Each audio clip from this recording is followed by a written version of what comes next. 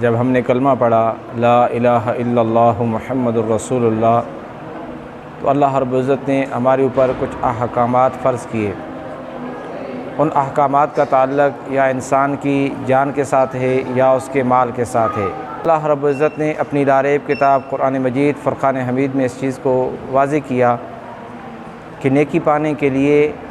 اس وقت تک تم نیکی تک نہیں پہنچ سکتے جب تک اپنی پسندیدہ چیز اللہ رب العزت کی بارگاہ میں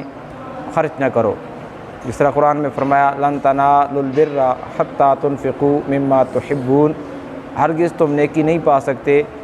یہاں تک کہ تم خرچ کرو اس میں سے جو تمہیں پسند ہے۔ یعنی اللہ رب العزت کے راستے میں پسندیدہ چیز کو خرچ کرنے کا نام نیکی ہے۔ تو سامعین محترم، پھر انسان کے لیے چند چیزیں ایسی ہیں کہ ان کی وجہ سے انسان کی عبادت نیکیاں جو ہے وہ ضائع ہوتی ہیں، جیسے اس کی اپنی جان ہے،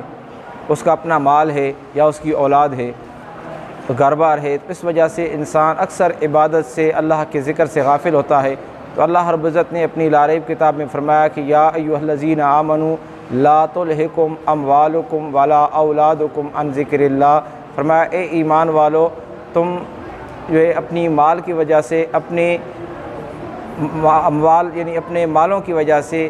اپنے اللہ رب العزت کے ذکر سے غافل نہ ہو جاؤ کہ وہ مال اور وہ اولاد تمہیں ہلاکت کے اندر نہ ڈال دے۔ یعنی جب انسان ان کی محبت میں گرفتار ہوتا ہے، اپنے مال کی محبت میں یا اپنی اولاد کی محبت میں، تو اللہ رب العزت کے ذکر سے غافل ہو جاتا ہے۔ تو اللہ رب العزت نے تنبیہ کر کے فرمایا کہ تم اللہ رب العزت کے ذکر سے غافل نہ ہو کہ اپنے مال کی محبت کی وجہ سے یا اپنے اولاد کی محبت کی وجہ سے۔ اور پھر اللہ رب العزت نے اس چیز کو بھی واضح کیا کہ ان اللہ اشتری من المؤمنین انفسهم واموالهم بان لهم الجنہ، کہ اللہ رب العزت نے فرمایا کہ ہم نے تمہارے ساتھ یہ سودا کر لیا ہے کہ تمہارا مال اور تمہاری جان ہم نے تم سے لے لی ہے اور اس کے بدلے ہم تمہیں جنت دیں گے۔ تو سامعین محترم، جو عبادت اللہ رب العزت نے ہمارے اوپر فرض کی ہیں ان کا تعلق یا انسان کی جان کے ساتھ ہے یا اس کی جو ہے مال کے ساتھ ہے۔ جیسے اب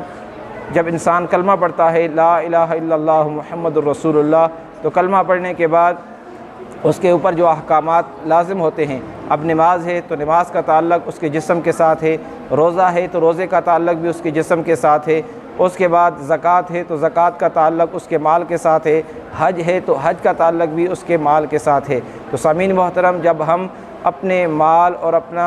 جسم یعنی اپنی اولاد اس تمام کی کوشش کریں گے کہ اس محبت سے نکل کر اللہ رب العزت کی ذکر کی طرف مشغول ہو جائیں گے، ذکر کی طرف آئیں گے، تو یقیناً اللہ رب العزت ان تمام چیزوں کے اندر ہمیں جو ہے محبت بھی عطا فرمائے گا اور اپنا کرم بھی فرمائے گا اور ان کے اندر برکتیں بھی عطا فرمائے گا۔ تو سامعین محترم، اللہ رب العزت کی بارگاہ میں دعا ہے کہ ہمیں سمجھ کر اپنے اس کے مطابق عمل کی توفیق عطا فرمائے۔